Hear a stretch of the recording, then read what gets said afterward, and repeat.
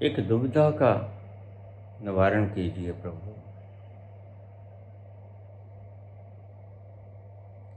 आप कहते हैं कि आत्म तत्व तक पहुंचने के बाद व्यक्ति अहिंसक हो जाता है। जैसे बुद्ध आत्म तत्व तक पहुंचे, अहिंसक हो गए। महावीर आत्म तत्व तक पहुंचे, अहिंसा परमो धर्मः, अहिंसक हो गए। लेकिन कृष्ण आत्म तत्व, परमात्म तत्व तक पहुंचते हैं। फिर इतनी हिंसा क्यों होने देते हैं? क्यों इतनी हिंसा करवाते हैं? और सिर्फ अर्जुन से ही महाभारत नहीं करवाते, खुद भी हिंसक है। अपने ही मामा कंस की हत्या कर देते हैं, अपने ही बुआ के बेटे शिशुपाल का वध कर देते हैं, जरासंध को मरवा देते हैं। कृपा करके इस दुविधा का निवारण करने का कष्ट करें। प्रभु प्रसाद।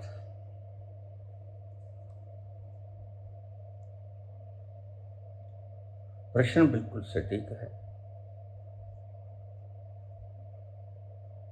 उस तल पर पहुंचने वाला व्यक्ति अहिंसक हो जाता है।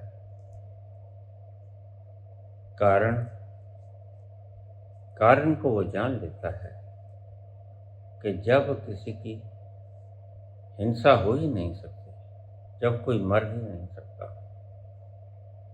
तो फिर हिंसा उसके लिए व्यर्थ हो जाती है। सूक्ष्म प्रश्न है, सूक्ष्म ही उत्तर है। आराम से समझिएगा। उस तल पर आदमी जाकर अहिंसक होता क्यों है? अहिंसक इसलिए होता है कि वह जान लेता है जो मरता है वह शरीर है, और तुम हिंसा गनते हो शरीर को, मन को, विचारों को, भावनाओं को। बुद्ध, महावीर, संत, कृष्ण ये जान लेते हैं कि मैं न मन हूं, न विचार, न भावना हूं, न शरीर, न इंद्रियां हूं।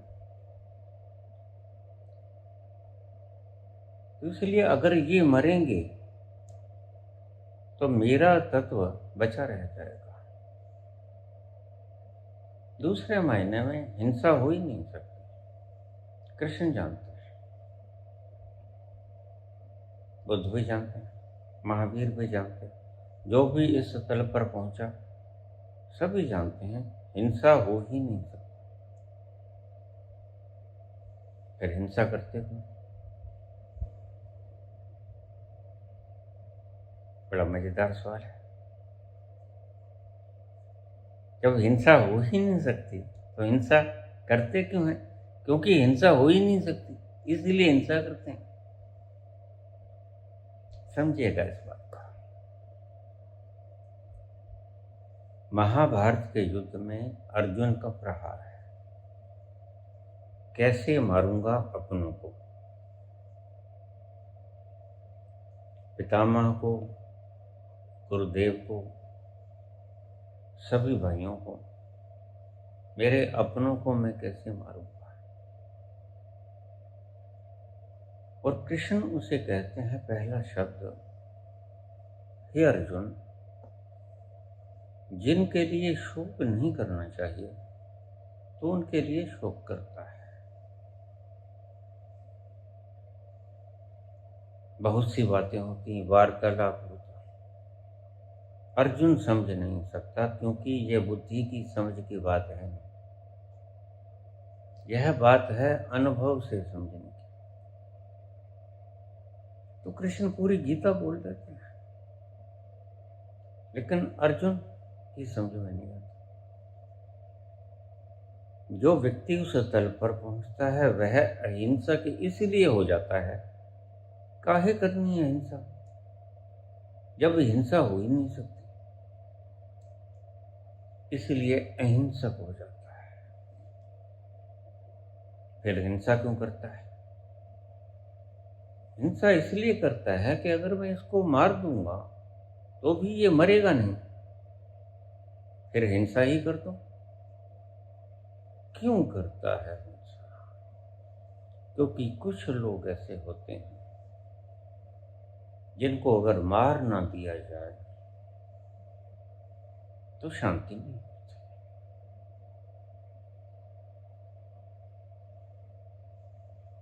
थोड़ा सा माहौल को देखिए। भीष्म पितामह देवव्रत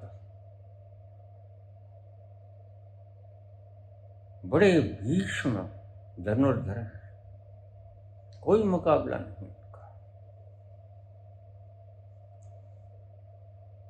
और गुरु द्रोण तो सभी के मास्टर हैं। और अर्जुन तीरों से ही वध करेगा, तीरों के सिवा उसके पास कोई अस्त्र शस्त्र है ही नहीं।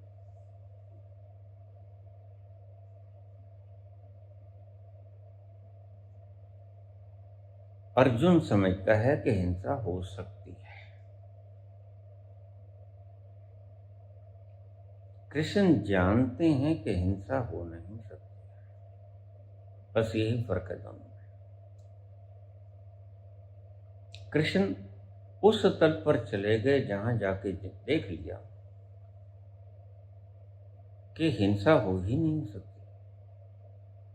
लेकिन अर्जुन उस क्षेत्र से अनभिज्ञ हैं, अभी जानते नहीं उस क्षेत्र को, वहां पहुंचे नहीं, उसको छुआ नहीं, उसको दूर से भी देखा नहीं, इसलिए अर्जुन भय के मारे कंप रहे हैं।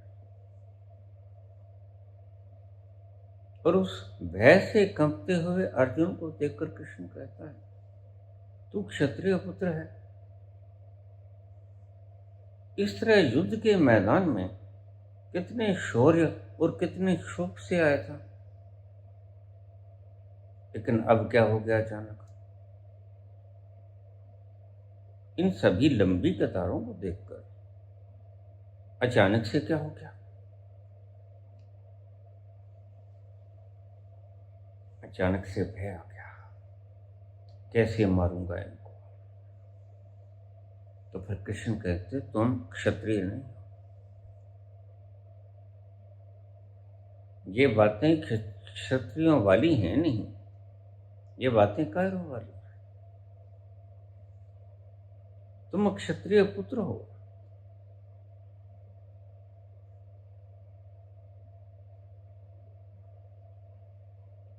और मैं तुम्हें जो करने के लिए कह रहा हूं उसे कर।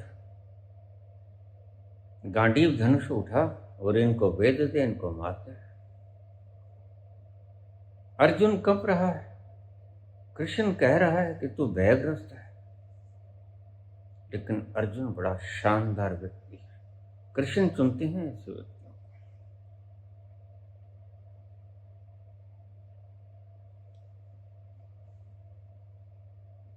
कृष्ण कहते हैं, हे अर्जुन, हे पार्थ, तू कायरता की बातें युद्ध स्थल में आकर क्यों करने लगा? ऐसा तो तू कभी भी ना था।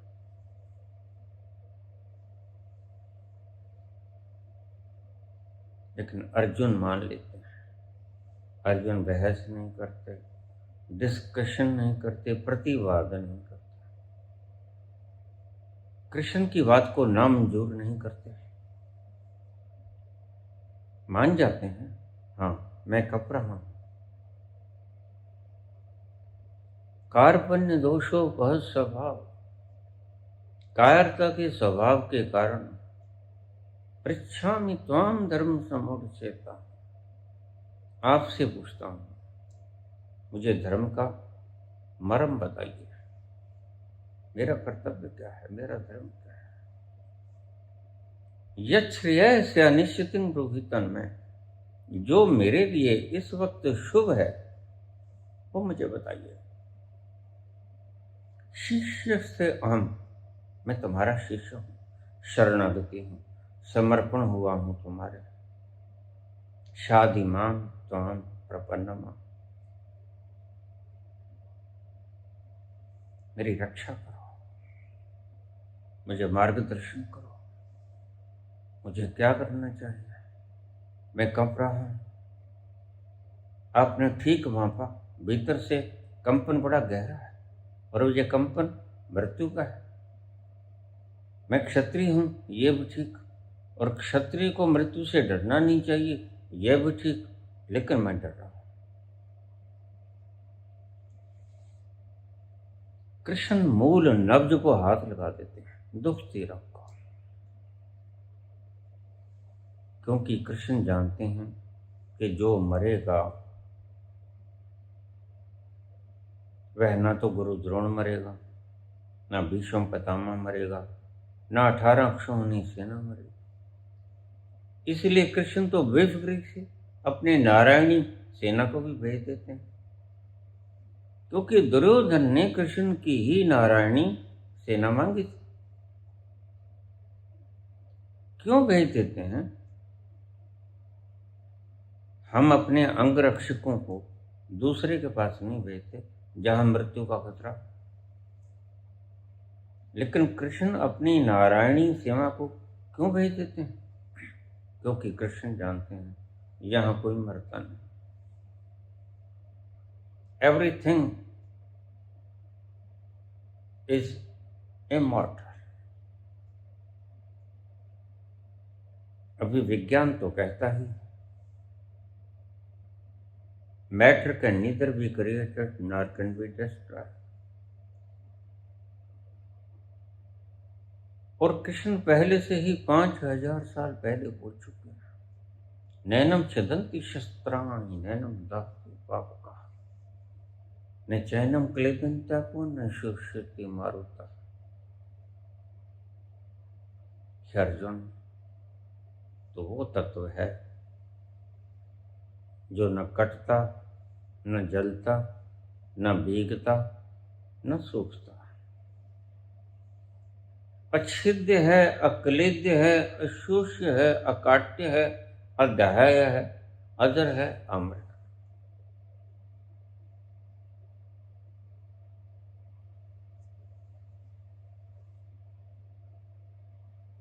इसीलिए हिंसा कर देते हैं कृष्ण। कृष्ण ने कंस को मारा।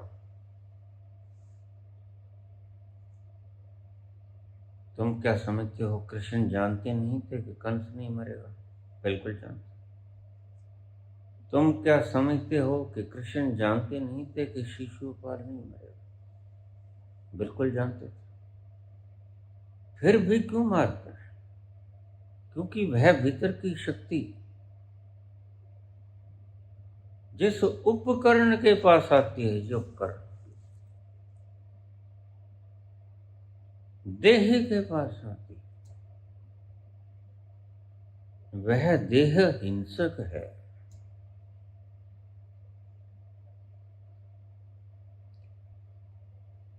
चेतना अहिंसक है, कॉन्शियसनेस अहिंसक है, और यह बॉडी पंचभौतिक शरीर ये हिंसक है।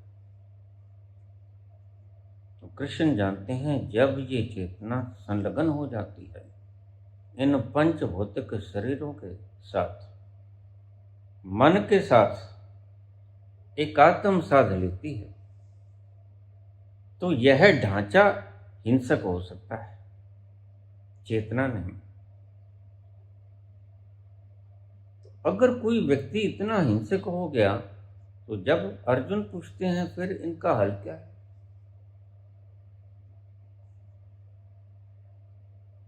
जब कोई मर ही नहीं सकता फिर उसे मारूं क्यों? कृष्ण कहते हैं जब कोई मर ही नहीं सकता इसीलिए ही उसको मार दो, क्योंकि वो मर नहीं सकता।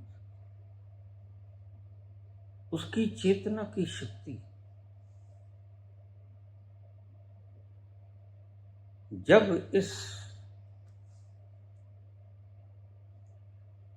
ढांचे के साथ जुड़ेगी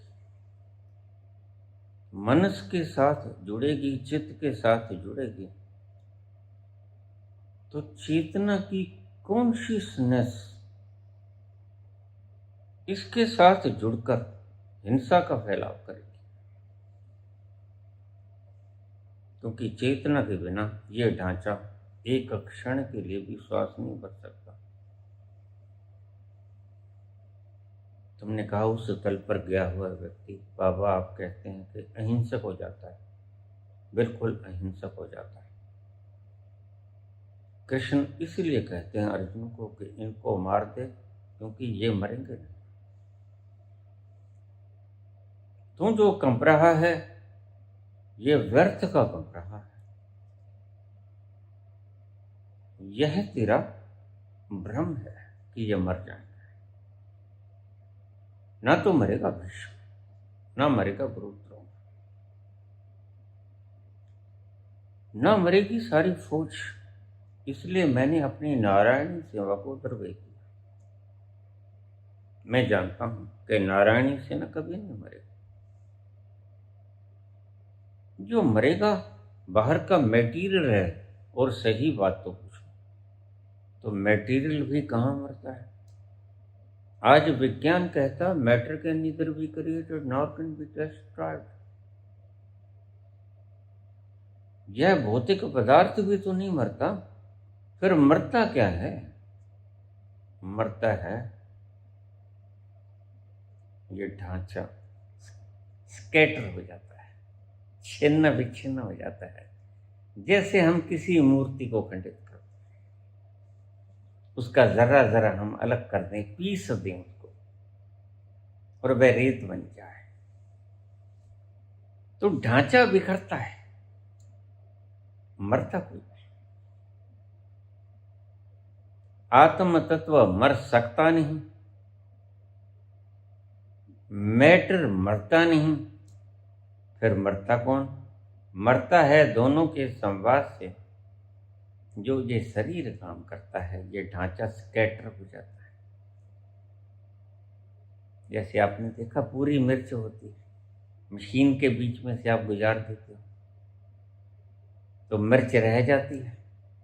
मिर्च तो रह जाती है, लेकिन चूरा बन के रह जाती है। ऐसे ही ये रहेगा, लेकिन अपने अपने पदार्थों में विलीन होकर रहेगा। माटी माटी में मिल जाएगा, हवा हवा में,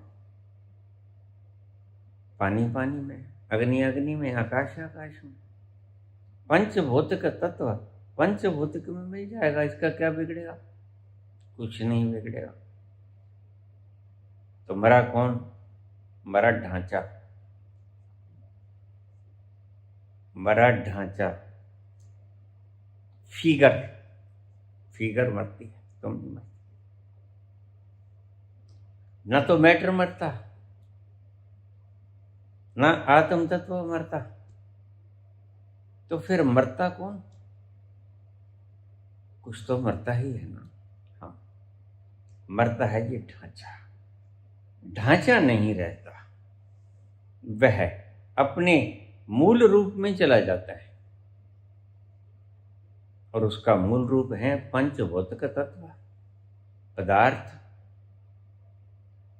अभी ये सभी पदार्थ एक मुश्त होकर इकट्ठे हो गए, फिर ये बिखर जाएंगे, मरेगा कुछ भी नहीं। इसलिए मैं कहता हूं सिर्फ परमात्मा आत्मा ही अमर नहीं है, पदार्थ भी अमर है। ये गलती मत खा जाना। नैनम छिदंती शस्त्राणी, उस आत्मा को कह रहे हैं। नहीं, कृष्ण कहते हैं यहां मरता तो कुछ है ही नहीं, मैटर भी तो नहीं मरता। Matter can neither be created nor can be destroyed. Krishna कहते हैं यहां मरता कुछ भी नहीं। तो क्यों घबरा रहा है अर्जुन? ये जो ढांचा कंप रहा है, ये भी ढांचा कंप रहा है। तू तो अकंप भीतर है, मैं देख रहा हूं। तू नहीं जानता क्योंकि तू अज्ञानी, मैं ज्ञानी, मैं जानता हूं। इसीलिए हे अर्जुन, मैं तुझे वो तत्व दिखाता हूं जो तू है, और फिर उससे आगे वो तत्व दिखाता हूं जो मैं हूं। ये बड़ा प्यारा शब्द है। कृष्ण कहते हैं मैं तुझे वो तत्व दिखाता हूं जो तू है, और कृष्ण उसे अपना आपा दिखा देते हैं, आत्मबोध।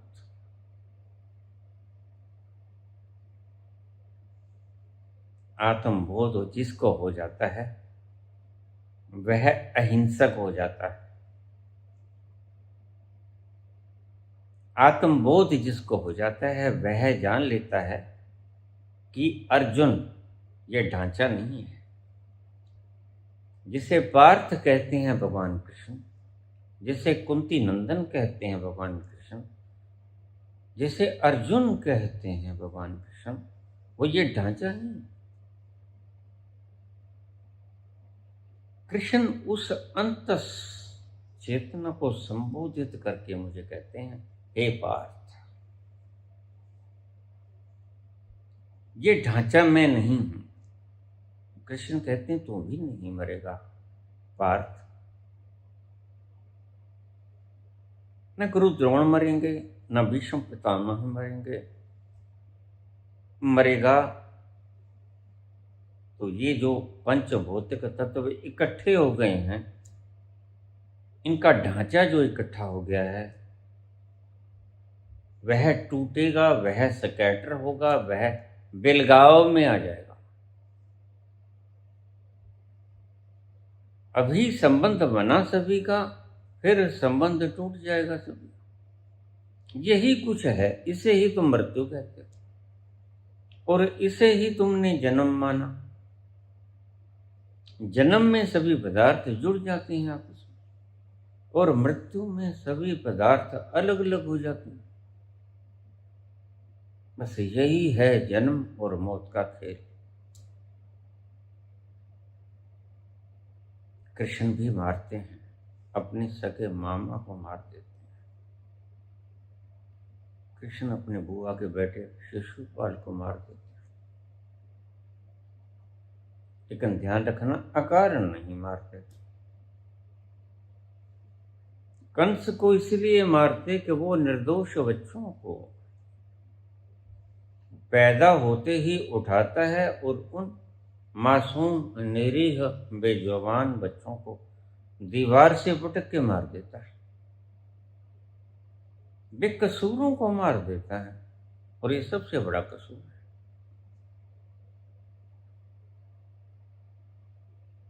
इसलिए मैं कहता हूं कि अगर औरंगजेब ने कोई पाप किया, पाप तो बहुत किया, लेकिन सबसे बड़ा पाप किया जो छोटे नन्हे दो गुरु गोविंद सिंह के पुत्र 7 और 9 साल का, उसको जो मार दिया, जिनको यही नहीं पता कि धर्म होता क्या है। यह जघन्य अपराध था। इससे प्रत्येक व्यक्ति की रूह कांपती है। बच्चे को मार दिया, निर्दोष निरीह बच्चे को मार दिया। मूक था, बेजुबान था, बोल ना सका, और तुम परमात्मा को, अल्लाह को कुर्बानी देते हो मासूम मेमने ले लाके, और तुम कहते हो अल्लाह को प्यारी है कुर्बानी। छंद अधूरा रह जाता है, अल्लाह को प्यारी है कुर्बानी, बिल्कुल ठीक, लेकिन कुर्बानी मेमने की नहीं, निर्दोष मेमने की नहीं, उस दुष्ट अहंकार की जो तुम हो। तुम अपने आप की दुष्टता को कुर्बान करने की फिराक में मासूमों की हत्या कर देते, और इसे तुम धार्मिक कृत्य कहते हो।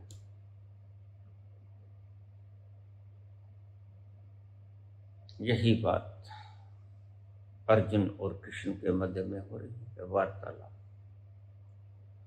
यही तुमने पूछा पुत्र। जब उस तल पर गया हुआ व्यक्ति बिल्कुल अहिंसक हो जाता है, तो कृष्ण उस तल पर गए क्या, उससे भी पार चले गए, भगवान हो गए। फिर वो हिंसा क्यों करते हैं? इसलिए हिंसा करते हैं क्योंकि आत्म तल पर जाकर व्यक्ति देख लेता है जो मरता है वो ढांचा है, ना पदार्थ मरता है ना चेतना मरती है, मरता है ढांचा मरता है। इसलिए क्या फायदा इनको मारने का, क्योंकि ये मरेंगे तो है नहीं। ढांचा मरेगा, ना पदार्थ मरेगा, ना आत्मा तत्व मरेगा, फिर मार क्यों देते हैं? इसीलिए ही मार देते हैं। जब मरेगा ही नहीं और ये अपनी शैतानियों को छोड़ेगा भी नहीं, तो फिर इसका हल क्या है? ऐसे ही छोटे बच्चों को मरवाते जाएं, ऐसे ही व्यभिचारियों को, ऐसे ही मूर्खों को, अज्ञानियों को करने दें जो वो करते हैं? नहीं। यही कृष्ण कहते हैं, जब मर नहीं सकता कोई व्यक्ति, इसलिए मारना व्यर्थ है। लेकिन थोड़ा सिक्के को पलटिए, कृष्ण कहते हैं जब मर ही नहीं सकता व्यक्ति, तो शैतान व्यक्ति को मार देना चाहिए, क्योंकि वो मरता तो है। लेकिन ध्यान रखना, यह बात बुद्धि से नहीं आनी चाहिए, यह बात कृष्ण की तरह अनुभव से आनी चाहिए। जिसने जान लिया मैं मनस भावना बुद्धि से पार, शरीर से पार, पंचभौतिक तत्वों से पार, वह न मरने वाला तत्व हूं, वह योग्य हो जाता है किसी की हिंसा करने के लिए। बड़ा प्यारा शब्द है, किसी ने बोला नहीं हो। वह हिंसा करता नहीं। फिर से समझा दूं, तुम असल में संतों के शब्दों को भी अपने ही ढंग से डाल लेते हो। यही तो मूढ़ता करते हैं शिष्य। गुरु किसी और ढंग से बोल रहा है, तुम तोड़ मरोड़ के किसी और ढंग से पेश कर देते। कृष्ण कहते हैं कोई मरता नहीं, उस तल पर जाकर व्यक्ति अहिंसक हो जाता है, क्योंकि कोई मरता नहीं। इसलिए फिर किसी को मारोगे भी क्यों? अहिंसक, परम अहिंसक हो जाता है। महावीर उस तल पर पहुंचे, परम अहिंसक हो गए। कीड़ों को भी बचा के चलते हैं पांव से, पानी को छान के पीते हैं।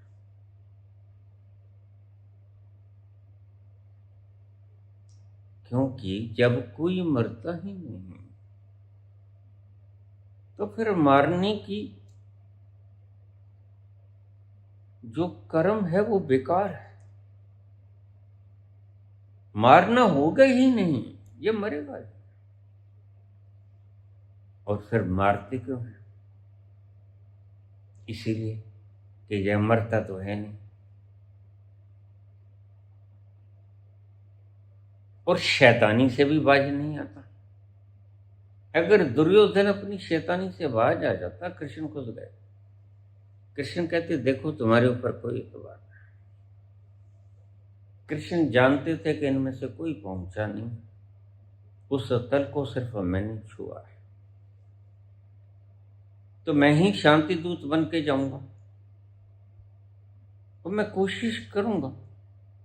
और कृष्ण ने कहा कि युद्ध तब होना चाहिए जब सारी शांति के दरवाजे बंद हो जाए, उससे पहले युद्ध नहीं होना चाहिए।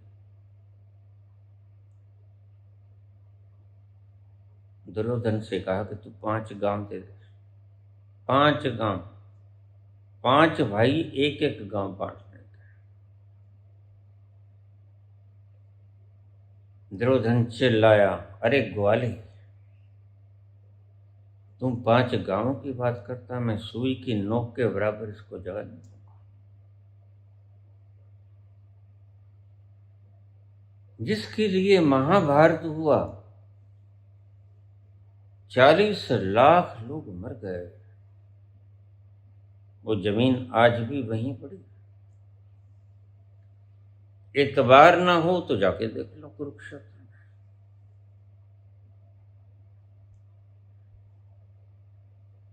किसके लिए वध हुआ? अज्ञानता के लिए। अगर एक भी ज्ञानी होता उनमें से तो ये युद्ध नहीं होता था। ज्ञानी था ही नहीं। ज्ञानी था विदुर। विदुर की बात सुनी नहीं। ओहदा भी तो होना चाहिए, अनुभव के साथ साथ ओहदा भी तो होना चाहिए। अब विदुर की कोई बात मानता है? दासी पुत्र है विदुर, वैसे धृतराष्ट्र का भाई है, दासी पुत्र है, वेद व्यास का पुत्र है,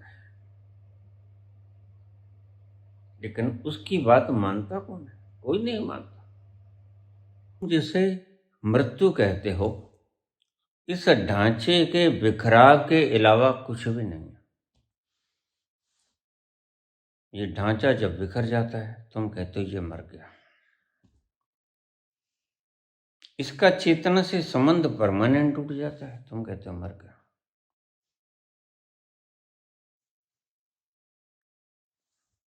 तो तुमने पूछा पुत्र, वहां जाकर व्यक्ति अहिंसक हो जाता है। अहिंसक का मतलब हिंसा हो नहीं सकती। इस संसार में हिंसा हो नहीं सकती। संतों के वचन बड़े गहरे होते हैं और अक्सर संतों के वचनों को आप मल्टी डायमेंशनल रूप से ले सकते हो, परिभाषित कर सकते हो। इसलिए ऐसे आचार्यों का जन्म होता है कि संतों की भाषा का मतलब आप मल्टी डायमेंशन ले लोगे। दिमाग से गीता का अनुवाद करोगे, जबकि गीता का अनुवाद दिमाग से होता ही नहीं। जो तत्व बुद्धि में आता नहीं, बुद्धि से व्याख्यायित कैसे होगा? लेकिन आचार्य लोग किसी निहित स्वार्थ के कारण गीता की व्याख्या करने में लगे।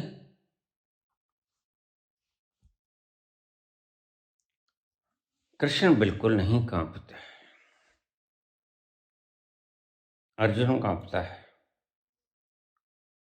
और जब अर्जुन कहता है कि अब मैं तुम्हारी शरण में हूं प्रभु, मुझे रास्ता दिखाइए, मैं दुविधा में हूं, और आप कहते हैं कि संशयात्मा विनश्यति, मैं संशयग्रस्त हूं, कृपा करके मुझे संशय से बाहर निकालिए। तो कृष्ण उसके ऊपर शक्तिपात करके पहले अर्जुन को अपना रूप दिखाते हैं। अर्जुन को स्वयं का अर्जुन। जब अर्जुन स्वयं के अर्जुन को देख लेता है भीतर बैठे, और ये देख लेता कि यह तो बारी खोल है, वह तो अब तक वस्त्रों को ही अपना होना माने बैठा था। और कृष्ण बहुत समझाते हैं, वासांशी जीर्णानि यथा विहाय नवानि गृह्णाति नरो प्राणी तथा शरीराणि विहाय जीर्णा अनन्यानि संयाति नवानि देहि। जैसे तुम पुराने वस्त्रों को उतार कर नए वस्त्र धारण कर लेते हो, बस यही है जन्म मृत्यु का खेल। इससे इलावा कुछ नहीं है। ये पंचभौतिक बिखर गया, तुमने नया पंचभौतिक ले लिया, तुम इसे जन्म और मृत्यु कहते हो। कृष्ण कहते हैं यह जैसे पुराना वस्त्र आपने उतार दिया और नया पहन लिया, ऐसा है। जो जानते हैं वह जो बोलते हैं, अज्ञानी लोग उसके बहुत से मतलब कर लेते हैं, जबकि कृष्ण का मतलब तो एक ही है। अज्ञानी उसके बहुत मतलब कर लेंगे। कारण कारण अज्ञान, अज्ञान आता है बुद्धि से। बुद्धि उस तल को व्याख्यायित करने के लिए एड़ी चोटी का जोर लगा देती है, लेकिन काश बुद्धि व्याख्यायित कर सकती। मसला है ये अनुभव का, बुद्धि की पकड़ में आता नहीं, इसलिए बुद्धि इसे व्याख्यायित नहीं कर सकती। अंदाजा है, अंदाजा लगा सकती है, इधर उधर से शास्त्रों से पढ़कर बता सकती है, किसी ज्ञानी गुणी जन से सुनकर बता सकती है। लेकिन कृष्ण किसी की सुनी सुनाई, किसी की कही कहाई बात नहीं करते। लिखा लिखी की है नहीं, देखा देखी बात। तुम कहते कागज की लेखी और मैं कहता आंखन देखी। कृष्ण कहते अभी तुम अपने आप को माने बैठे हो, अभी तुमने अपने आप को जाना नहीं है। अतः अर्जुन, हे पार्थ, मैं तुझे तेरा होना दिखाता हूं। और कृष्ण अर्जुन को उसका होना दिखा देते हैं। ये ले, ये तुम है। अर्जुन जब देखता है कि मैं शरीर नहीं, विचार नहीं, भाव नहीं, मैं इन सबसे पार हूं, तो होश में आता है। ठोकर लग गई, झटका लगा है। प्रथम बार अपना आपा देखा था। होश में आता है बंदा ठोकरें खाने के बाद, रंग लाती है हिना पत्थर पे घिस जाने के बाद। तो कृष्ण ने जब शक्तिपात किया तो उसने अपना आपा देखा। ये जो तुम्हारी समस्याएं चल रही हैं, ये सारी समस्याएं न जानने के कारण है, मानने के कारण नहीं है। मानने के कारण तो समस्याएं पैदा होती हैं, न जानने के कारण सारी समस्याएं पैदा होती हैं। जब तुम अपने आप को जान लेते हो तो सारे समाधान हो जाते हैं। इसीलिए उस अवस्था को समाधि कहा गया, जहां सब समस्याओं का समाधान हो जाता है। कोई समस्या नहीं बचती, ना विचार बचते, ना विकार बचते, ना विषय बचते, कुछ नहीं बचता।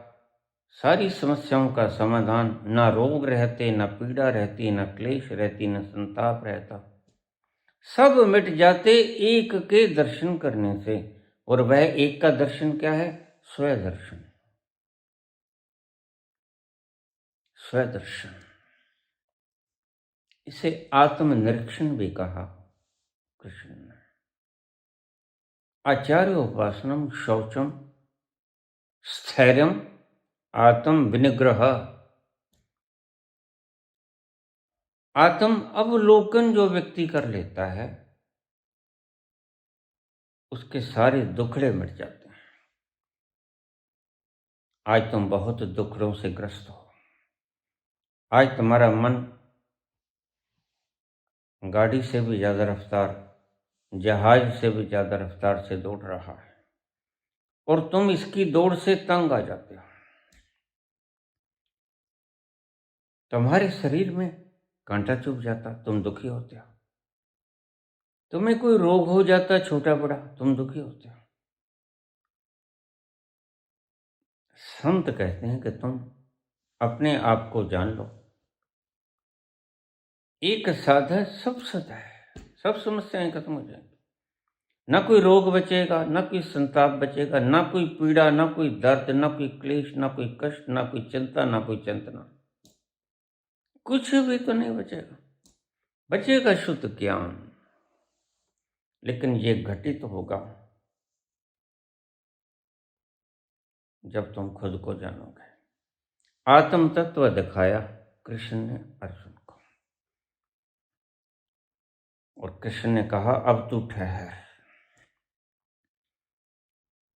आत्म तत्व का दर्शन तूने कर लिया, अब तू ठहर, क्योंकि उस पॉइंट पे आ गया जहां से आगे मैं तुझे अपना स्वरूप भी दिखा सकता हूं। परमात्मा तत्व पे। अभी तू ठहर, ले मेरा विराट देख। और कृष्ण अपने विराट स्वरूप में आ जाते हैं, अनंत स्वरूप में आ जाते हैं। उस विराटता में चले जाते, उस विशालता में चले जाते जिसका कोई आदि मध्य अंत नहीं, वहां पर चले जाते हैं।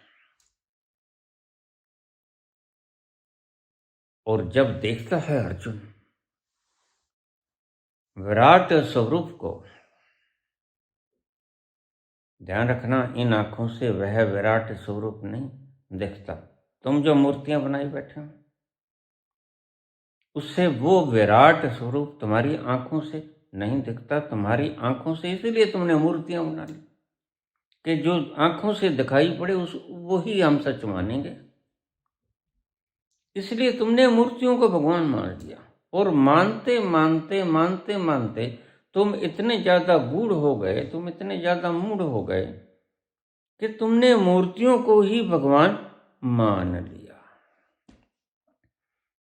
बस यही है मूर्खता तुम्हारी। वह आत्म तत्व अनुभव का मसला है, अनुभव का विषय है। तुम उसे आंखों से देखना चाहते हो, जैसे कानों से देखा नहीं जा सकता, ऐसे ही वह आत्म तत्व तुम्हारी आंखों से नहीं दिखता। वह अनुभव की आंखों से दिखता है, जिसे कृष्ण दिव्य चक्षु कहते हैं। चर्म चक्षुओं से वो दिखता नहीं, ये चमड़ी के चक्षुओं से नहीं दिखता। वह दिखता है दिव्य चक्षुओं से। तुम्हें दिव्य चक्षु उघाड़ने होंगे, हैं तुम्हारे भीतर, उन पर पर्दा पड़ा हुआ है। फिर जब अपना विराट दिखाते हैं, दिव्य चक्षु दे चुके हैं श्री कृष्ण, अर्जुन को दिव्य चक्षु प्रदान कर चुके हैं। और अर्जुन जब विराट कृष्ण का स्वरूप देखते हैं तो कांपने लग जाते हैं थर थर। पहले मृत्यु से कांपते थे, अब विराटता से कांपते हैं, कांपने लग जाते हैं। बंद करो भगवान, मुझसे ये देखा नहीं जाता, ये तो बड़ा भीषण, इसे मैं बर्दाश्त नहीं कर सकता, तुम इसे हटाओ प्रभु। पहली बार अर्जुन ने खिताब किया, उससे पहले सखा कहता था, मित्र कहता था। पहली बार खिताब किया, हे परमपिता परमात्मा, हे प्रभु, अपनी लीला को समेटिए। यह मुझे बड़ा भय पैदा करवाती है, मैं इसे देख नहीं सकता, मेरी इंद्रियां कंप रही हैं, मैं भीतर से थर्रा रहा हूं। समेटिए अपनी लीला को। और कृष्ण हंसते हैं, हंसते हुए कृष्ण अपनी लीला को समेट लेते हैं। आत्मज्ञान परमात्म ज्ञान दोनों यकसंग हो गया। देख लिया, देखने का मतलब पहुंचना नहीं होता, ये ध्यान में रख लेना। तुम दूर से सूरज को देख लेते हो, इसका मतलब सूरज तक पहुंच नहीं जाते। दूर से 15 करोड़ माइल्स अवे फ्रॉम अर्थ सूरज को देख लेते हो, तो इसका मतलब सूरज में चले जाकर विलीन नहीं हो जाते, देख लेते हो। ऐसे ही अर्जुन ने देखा, देखा और देखना सत्य है चर्म चक्षुओं से। यह सूरज तो हमारी चर्म चक्षुओं से दिख जाता, लेकिन वह परमात्मा का अनंत स्वरूप, विराट स्वरूप चर्म चक्षुओं से नहीं दिखता, दिव्य चक्षुओं से दिखता। और दिव्य चक्षुओं से जब अर्जुन ने देखा विराट, तो घबरा गया। समेट लो प्रभु, इस लीला को समेट लो, मुझसे ये सहन नहीं होती। और कृष्ण ने मुस्कुराते हुए अपनी लीला को समेट लिया। प्रथम बार ये शब्द निकले उस थर्राते हुए पार्थ के भीतर से, नष्टो मोह स्मृतिर्लब्धा। मुझे याद आया मैं कौन, मेरा मोह नष्ट हुआ, जो गलत फहमी थी, जो भ्रम था, जो इल्यूजन था, वो डिस्ट्रॉय हुआ, मिट गया भ्रम। आंखें खोली, सत्य का दर्शन हुआ। हे प्रभु, मेरा संशय खत्म हो गया, मेरा इल्यूजन नष्ट हो गया। नष्ट हो मोह, मोह एक इल्यूजन है, मोह एक भ्रम है।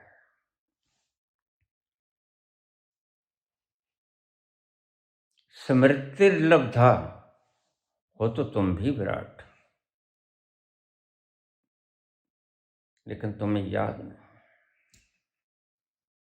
ऐसा समझो कि तुम सोए हुए परमात्मा हो,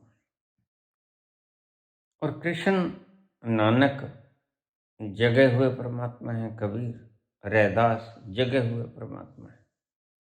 तुम सोए हुए हो, संत जगे हुए हैं। इतना सा फर्क, और बड़ा भारी फर्क। जग जाने से तुम्हारी सभी व्यथाएं, संताप, रोग, कष्ट, क्लेश, चिंता, तनाव, भ्रम, भय सब खत्म हो जाएगा। एक साथ है, सब सत्य है। बस अपने आप को जान लो, तुम कौन हो। फिर कोई संताप, कोई रोग, कोई कष्ट, कोई क्लेश, कोई चिंता, कोई तनाव, कोई चिंतना तुम्हारे पास नहीं आएगी। तुमने पूछा पुत्र, जो उस तल पे पहुंच गया वो अहिंसक हो जाता है, और कृष्ण फिर हिंसक क्यों हो गए? कृषक हिंसक, कृष्ण हिंसक इसीलिए हो गए, इसीलिए ही हो गए कि हिंसा हो ही नहीं सकती। जो व्यक्ति अहिंसक हो गया वो भी जान गया कि हिंसा हो ही नहीं सकती। हिंसा होती है किसी के मर जाने से, और यहां मरता तो कुछ है ही नहीं। भ्रम का मरना भी कोई मरना होता है, भ्रम का मरना भी कोई मरना होता है। इसलिए प्रथम बार मैंने शब्द दिए, ब्रह्म सत्यम जगत सत्यम ब्रह्मम मिथ्या। जो टूट जाए वह ब्रह्म मिथ्या है। ब्रह्म भी कोई, ब्रह्म का भी कोई होना होता है, ब्रह्म का भी कोई एग्जिस्टेंस है, ब्रह्म का भी कोई अस्तित्व है? नहीं, ब्रह्म का अस्तित्व था ही नहीं। इसलिए प्रथम बार मैंने शंकराचार्य के शब्दों को काटा। ब्रह्म सत्यम जगत सत्यम ब्रह्मम मिथ्या। ब्रह्म मिथ्या है तुम्हारा, you are on wrong way, you are on mistake। ब्रह्म मरता है क्योंकि वह मिथ्या है। न जगत मरता, न ब्रह्म मरता। तुमने कहा कि भीतर जाके व्यक्ति अहिंसक हो जाता है। अहिंसक तो होता है, वह जान लेता है कि हिंसा हो नहीं सकती, तो फिर हिंसा का प्रयास भी क्यों करना जब हो ही नहीं सकती? जब हिंसा अहिंसक है, क्षमा करना, जब हिंसा हो ही नहीं सकती फिर करनी भी क्यों है? फिर दूसरा प्रश्न तुमने पूछा, लेकिन कृष्ण तो बहुत हिंसा करते हैं खुद भी, और हिंसा करवाते भी हैं। भीम से दुर्योधन का ये पट जांग तुड़वा दिया, जबकि गदा युद्ध में ये नियमों के विरुद्ध था। युधिष्ठिर से झूठ बुलवा दिया, जबकि यह नियमों के विरुद्ध था।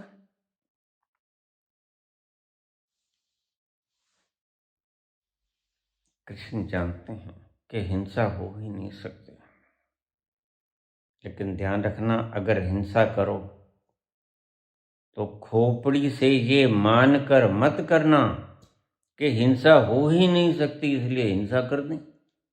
नहीं, फिर तुम्हारी हिंसा में और कृष्ण की हिंसा में बड़ा lot of difference, lot of gap between the two. दोनों में बड़ा जबरदस्त फासला होगा। कृष्ण ने जाना हिंसा हो नहीं सकती, फिर उसने हिंसा किया। तुमने सिर्फ माना कि हिंसा हो नहीं सकती, फिर तुमने हिंसा किया, लेकिन तुमने हिंसा किया। कृष्ण ने हिंसा करके विजय पाया कि हिंसा हुई नहीं। तुमने हिंसा करके ये नहीं पाया कि हिंसा हुई नहीं, तुमने हिंसा करके पाया कि हाँ हिंसा हो गई, मैंने मार दिया उसको, तुम गलती में हो। हिंसा नहीं हो सकती। मैं न मरूं मरे संसारा, मैं न मरूं मरे संसारा, क्यों? मोहे मिला जिलावन हारा। मुझे वो तत्व मिल गया जो कभी मरता नहीं, अजर है, अमर है, अकाट्य है, अछेद्य है, अक्लिद्य है, अशूष्य है। इसलिए पुत्र, एक ही बात के दो अर्थ हैं। अगर ये अर्थ मूर्ख के कान में पड़ गए तो अनर्थ हो जाएगा।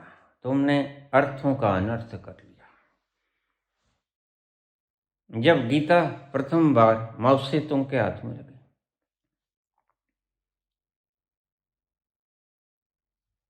चीन के सर्वासर्व है, जिसके दम पर आज चीन 18 ट्रिलियन डॉलर की अर्थव्यवस्था है, वो सर्वे सर्वा जहां से शुरू हुआ माओ से तुंग, उसके हाथ में जब गीता लगी और उसने गीता को पढ़ा, जहां कोई भी मारा नहीं जा सकता, तो उसने गीता को सिर पर रख लिया और नाचने लगा, नाचने लगा।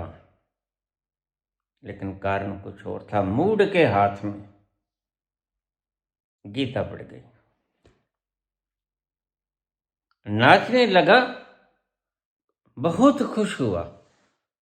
अच्छा, सत्य हिंदुस्तान में ही है, विश्व गुरु है हिंदुस्तान, बिल्कुल ठीक। अगर ऐसा वहां शास्त्र की पूजा होती है तो वास्तव में हिंदू धर्म बड़ा विराट है। सिर पर रखकर गीता को नाचा, लेकिन गलत कारणों से नाचा, उसको समझ नहीं आया। खोपड़ी से नाचा, उसको पता ही नहीं चला कृष्ण किस तल से बोल रहे हैं। आज माओ से तुंग ने जब गीता पढ़ी, उसकी हिंसा उन्हें करोड़ों लोग मार दिए थे। माओ से तुंग ने चाइना में क्रांति लाने के लिए करोड़ों लोगों का वध कर दिया था। एक ही रात में लाखों व्यक्ति मार दिए, बड़े बड़े जमींदार। और थोड़ा सा दंश था। जो व्यक्ति अज्ञान में किसी की हत्या करता है तो दंश भीतर रह जाता है। तो माओ से तुंग ने हत्याएं तो बहुत की, लेकिन दंश रह गया। वह दंश उसको दिन भर रात तड़पाई जाता था। लेकिन जैसे ही गीता हाथ में लगी, वह नाचने लगा। क्यों? उसकी हिंसा वैध हो गई, लीगलाइज हो गई। आज माओ से तुंग की हिंसा लीगलाइज हो गई, संवैधानिक हो गई, सर्व मान्यता प्राप्त कर गई। वो खूब नाचा, उसके मन का बोझ हल्का हो गया गीता से, और वो गीता को प्रणाम किया। उसने कहा, ऐसी किताब हिंदुस्तान में थी जो मेरे लिए बनी थी। आप गीता को पढ़ेंगे ना, आपको लगेगा यह गीता मेरे लिए बनी है। अर्जुन कहेगा मेरे लिए बनी, माओ से तुम कहते हो मेरे लिए बनी। जो पढ़ेगा वो कहेगा ये गीता मेरे लिए बोली भगवान ने। क्योंकि सत्य सभी के लिए होता है साझा। सत्य सबको जमता है, सबकी आत्मा को संतुष्ट कर देता है, सत्य ठंडक डाल देता है। और आज बड़ा प्रसन्न हुआ मैं उससे, तो गीता ने उसकी हिंसा को लीगलाइज कर लिया, स्टेम्प्ड, सही ठहरा दिया कि तुमने हिंसा सही की, नहीं सही नहीं की, तुम भी ऐसी हिंसा कर सकते हो, बिल्कुल कर सकते हो। इस तरह के लोग हुए। हिटलर ने 2.5 करोड़ आदमी मार दिए, बेकसूर यहूदी मार दिए, चंगेज ने मार दिए, स्टालिन ने मार दिए, मुसोलिनी ने मार दिए। क्या मिलता है इनको आदमी को मारने में? इन्होंने कभी सोचा नहीं कि हम भी तो इनकी जगह हो सकते थे और मेरी जगह कोई दूसरा भी डिक्टेटर हो सकता था, फिर क्या होता? ये कभी सोचा नहीं इन्होंने। जनता स्वयं मैं हूं और डिक्टेटर कोई और है, इस दृष्टि से इन्होंने कभी नहीं सोचा। इसीलिए ये हिंसा पे हिंसा, हिंसा पे हिंसा किए जाते हैं। और हिंसा कभी उगड़ ना जाए, कभी पता न चल जाए इनकी चालबाजियों का, इनका पापों का घड़ा खुल ना जाए, बंडा फोड़ ना हो जाए, तो बड़े बड़े मीडिया रखते हैं जो भांडों की तरह इनका गुणगान दिन भर रात 24 घंटे करते रहते हैं। लेकिन सुनो ना बात, भांडों की तरह गुणगान करने से असत्य सत्य में थोड़ा ही बदल जाता है, पाप पुण्य में थोड़ा ही बदल जाता है। नहीं नहीं, पाप तो पाप ही रहेगा। तुम 1000 बार कहो, तुम 1 बार कहो, तुम अनंत बार कहो, पाप तो पाप ही रहेगा। तुम लाख ढकने की कोशिश करो, ढका नहीं जाएगा। बस ये तो वैसे है जैसे गोबर के ऊपर, मलमूत्र के ऊपर तुम सेंट छिड़क दो, इत्र छिड़क दो। इत्र की खुशबू जब उड़ेगी तो मलमूत्र का दुर्गंध फिर से तुम्हारी नासापुटों को सताना शुरू कर देगा। पुत्र हिंसा हो ही नहीं सकती। यह अनुभव है, यह कार्य नहीं है किसी का। कृष्ण की गीता से सीख लिया, किसी ऋषि मुनि ने कोई वक्तव्य कह दिया, उससे सुन लिया, तुम्हारी गुरुदेव ने कह दिया, मुझसे सुन लिया, किसी और से सुन लिया, तो ये लीगलाइज नहीं हो गया तुम्हारे लिए। लीगलाइज कब होगा? जब तुम स्वयं जाके उस स्थल पर देखोगे कि वास्तव में हिंसा नहीं हो सकती। फिर तुम्हारा अहिंसक हो जाना मान्यता नहीं होगी, फिर तुम्हारी अहिंसक हो जाना जानकारी नहीं होगी, ज्ञान होगा, दर्शन होगा। मैं कहता हूं तुम इसे मानो मत। ये तल है, अपने अंतस में उतरो और जानो। जानने से सब बंधन कट जाएंगे। जब तुम देखोगे सत्य को तो तुम्हारी सभी व्याधियां, सब बंधन कट जाएंगे। देखो, मानो मत। कह नानक गुरु बंधन काट, कह नानक गुरु बंधन काट, कह नानक गुरु बंधन काट, कह नानक गुरु बंधन काटे,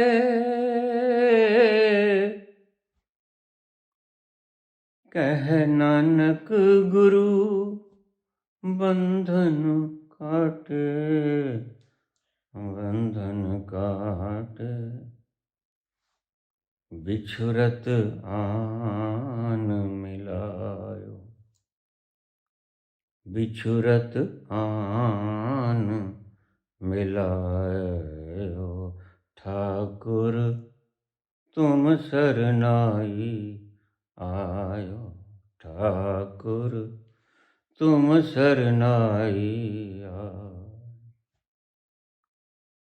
उतर गयो मेरे मन का संसार, उतर गयो मेरे मन का संसार, संसार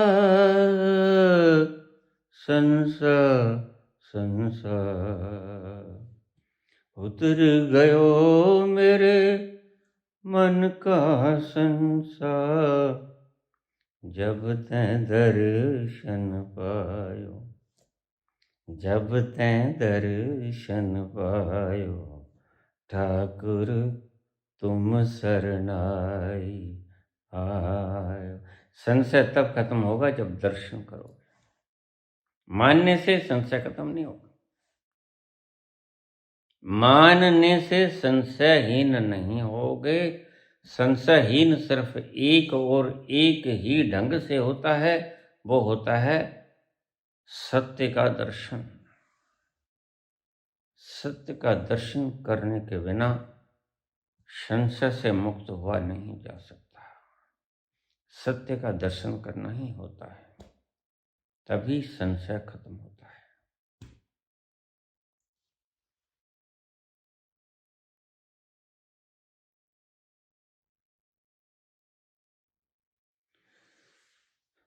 धन्यवाद।